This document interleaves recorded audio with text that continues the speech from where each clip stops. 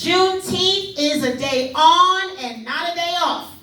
It recognizes the emancipation and the freedom of African slaves, of whom we are descendants of.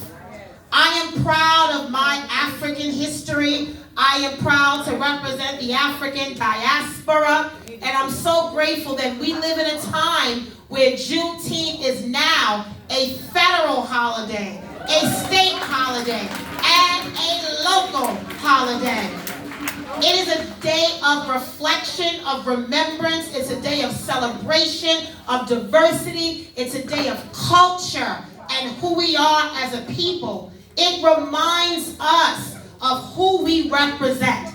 It reminds us of the legacy that we stand on, and it reminds us of the footprints that were left behind for us to follow and create our own footsteps in history.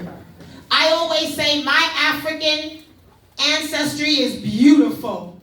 And to be a first here in this borough, the first African American, the first woman, the first Caribbean American, I am grateful to stand on the shoulders of African slaves that fought and died for freedom, for equality, for the liberties that we are all afforded today.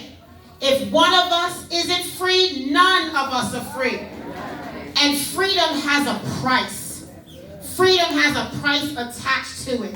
Someone made the ultimate sacrifice and service so that we could be free today.